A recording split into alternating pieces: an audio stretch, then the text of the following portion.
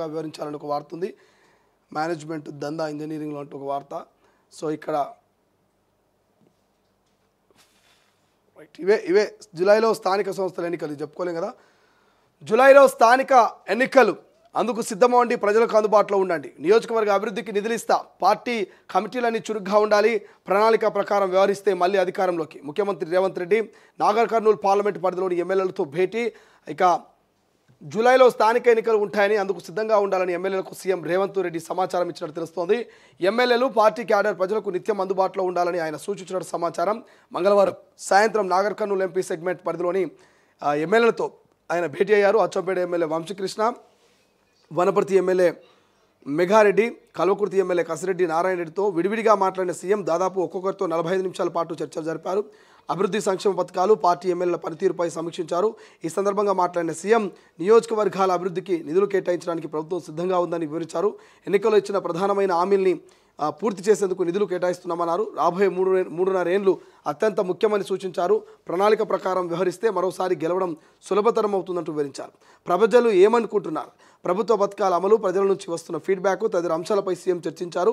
కాంగ్రెస్ ప్రభుత్వం అధికారంలోకి వచ్చిన నాటి నుంచి నేటి వరకు నియోజకవర్గాల్లో చేపట్టాల్సిన పనులు, ఎన్నికల సందర్భంలో ఇచ్చిన హామీల గురించి మరి ముఖ్యమంత్రి గారు ఎమ్మెల్యేల నుంచి క్లియర్గా తెలుసుకున్నట్టు తెలుస్తోంది. నాగర్ కర్నూలు పార్లమెంట్కి సంబంధించి అచ్చంపేట, వనపర్తి, ఇతర దేవరకద్రకు సంబంధించినటువంటి ఎమ్మెల్యేలతో ఇక్కడ మాట్లాడి తెలుస్తుంది. MLA Vamsikrishna, Wanaparthy MLA Meghareddy, Kalwakurthy MLA Kasireddy Narayana రెడ్డితో ఇక విడివిడిగా మాట్లాడినట్టు ఒక్కొక్కరితోటి 45 నిమిషాలు విడివిడిగా మాట్లాడి మనం ఇచ్చిన హామీలు ఏంది, మరి గ్రామాల్లో పరిస్థితి ఎట్లా ఉంది, మళ్ళోసారి అధికారంలోకి రావాలంటే ఏం చేయాలి, ఇవన్నీ అంశాల గురించి డిస్కషన్ చేస్తూ పథకాల నుంచి ప్రజల ఫీడ్బ్యాక్ ఎట్లుందని తెలుసుకొని ఇక ఈ 3.5 ఏళ్ళు, రాబోయే 3.5 ఏళ్ళు చాలా కీలకము. ఆ 3.5 ఏళ్ళు కనుక కష్టపడితే మళ్ళీ అధికారంలోకి వచ్చేది మనమే అనేటువంటి రీతిలో ముఖ్యమంత్రి గారు అక్కడ ఎమ్మెల్యేలకు చెప్పారట. దానికి తోడు ఇక జూలైలో స్థానిక సంస్థల ఎన్నికలు రాబోతున్నాయి. గత 1.5 ఇయర్ నుంచి కూడా సర్పంచులు లేకుండా ఇటు ఎంపీటీసీల పదవి కాలాలు ముగిసి మరి ప్రత్యేక అధికారులతో గ్రామాలు నడుస్తూ ఉన్నాయి. కాబట్టి సో సర్పంచ్ ఎన్నికలు వస్తూ ఉన్నాయి, మీరు సిద్ధంగా ఉండాలి, ఎన్నికల్లో మన సత్తా చాటాలి. కాబట్టి సో మీరు సర్వం సిద్ధం చేసుకోండి, ప్రజల్లో ఎక్కువగా ఉండి గ్రామాల్లో తిరుగుతూ ఉండండి అంటూ ఎమ్మెల్యేలకు మరి ముఖ్యమంత్రి రేవంత్ రెడ్డి కొన్ని సలహాలు సూచనలు చేసినట్టు తెలుస్తుంది. సో ఇక సర్పంచ్గా పోటీ చేయాలనుకున్నటువంటి యువకులు ఎవరైనా సరే ఇక సర్వం సిద్ధం చేసుకొని జూలైలో సర్పంచ్ ఎన్నికలకు రాష్ట్ర ప్రభుత్వం గ్రీన్ సిగ్నల్ ఇచ్చినట్టు తెలుస్తోంది.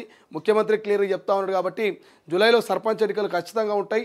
సో ఇప్పటి నుంచే ప్లాన్ చేసుకోండి. ఇది మే, ఇక మీకు జూన్, జూలై కేవలం 2 నెలల సమయం ఉంది. ఈ 2 నెలల్లో మీకు అవసరమైనటువంటి అన్ని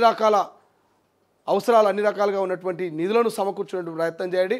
మొత్తం మీద అయితే సర్పంచ్ ఎన్నికలకు ఇక ముహూర్తం ఖరారైంది. గ్రీన్ సిగ్నల్తో మరి సర్పంచ్ ఎన్నికల షెడ్యూల్ పట్టాలెక్కడున్నట్టుగా అయితే క్లియర్గా తెలుస్తోంది.